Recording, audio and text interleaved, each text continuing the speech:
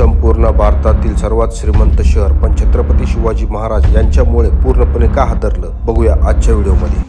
जय शिवराय मंडळी। शिवचरित्र स्वराज्याच्या अखंड गाथा या प्रवासात आपण मागच्या भागात सिंहगडचा पराक्रम पाहिला आणि आता सुरू होतोय नवीन अध्याय, शिवरायांचा नवीन पराक्रम। व्हिडिओ शेवटपर्यंत नक्की बघा आणि आपल्या चॅनलवर नवीन असाल तर आत्ताच आपल्या पेजला सबस्क्राईब करा। इसवी सन 1600च्या आसपास भारताच्या पश्चिम किनाऱ्यावर वसलेले एक शहर जगभरात प्रसिद्ध होते। हे शहर म्हणजे सुरत। हे फक्त एक शहर नव्हतं तर ते होतं मुघल साम्राज्याचं सर्वात मोठं केंद्र। इथून परदेशात व्यापार चालत होता। इंग्लंड, डच, पोर्तुगीज व्यापारी इथे येत होते। इथे इतकी मोठ्या जहाजांमधून माल येत, त्या काळात भारताचं धनकोश मानलं जायचं। पण ही संपत्ती कोणाची? ही संपत्ती होती मुघल साम्राज्याची। आणि त्या काळात छत्रपती शिवाजी महाराज स्वराज्य उभारत होते। स्वराज्य उभा करण्यासाठी सैन्य, शस्त्र आणि संसाधनाची गरज होती आणि मग महाराजांच्या नजरेत आले हेच शहर सुरत। जो सुरतवर नियंत्रण मिळवेल तो आर्थिकदृष्ट्या खूप मजबूत होईल।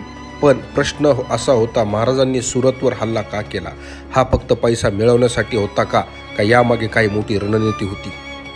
छत्रपती शिवाजी महाराजांनी सुरत का निवडलं आणि त्यामागचं खरं कारण काय होतं ते पाहण्यासाठी पार्ट 2 नक्की पहा। स्वराज्याच्या या प्रवासात सहभागी राहण्यासाठी चॅनलला सबस्क्राईब करा आणि ही शौर्यगाथा जास्तीत जास्त लोकांपर्यंत पोहोचवा।